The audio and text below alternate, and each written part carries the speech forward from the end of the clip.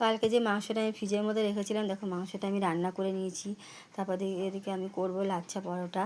তো তার জন্য আমি আটা ময়দা নিয়েছি, ওর মধ্যে নুন, চিনি আর রিফাইন তেল। রিফাইন তেল দিয়ে একটু ভালো করে মিশিয়ে নিয়ে জল দিয়ে আমি একটু ভালো করে মেখে নেব আটাটা। দেখো আটাটা মাখা আমার হয়ে গেছে, তার মধ্যে আমি একটু রিফাইন তেল দিয়ে আর একটু ভালো করে মেখে নিয়ে এবার বড় বড় লেচি কেটে নেব। দেখো লেচি কাটা হয়ে গেছে, আমি বেলা শুরু করে দিয়েছি। তার ওর মধ্যেই আমি আবার একটু রিফাইন তেল আর এদিকে ময়দার গুঁড়ো দিয়ে ভালো করে মিশিয়ে নিয়ে এদিকে দেখো চামচের সাহায্যে সরু সরু করে কেটে নেব। কেটে নিয়ে এবার হাতের সাহায্যে দেখো আমি গোল করে রাউন্ড করে এবার মুড়িয়ে নেব। তো মুড়িয়ে নেওয়ার পরে ওর মধ্যে আরেকটু ময়দার গুঁড়ো দিয়ে এবার ভালো করে বেলে নেব।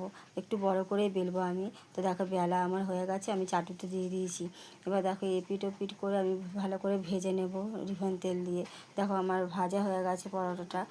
দেখো আমার হবু জামাই এসছে, ওকে আমি দিলাম খেতে। এদিকে দেখো আমি ছেলেকেও দিলাম। দেখো হবু জামাই খেয়ে কী বলছে, তো খুব ভালোই লাগছে দেখেই মনে হচ্ছে। এবার দেখো ছেলেকে দিলাম, ছেলেও বলছে মা খুব ভালো লাগছে, মাংস দিয়ে এই পরোটাটা খুবই ভালো লাগছে খেতে।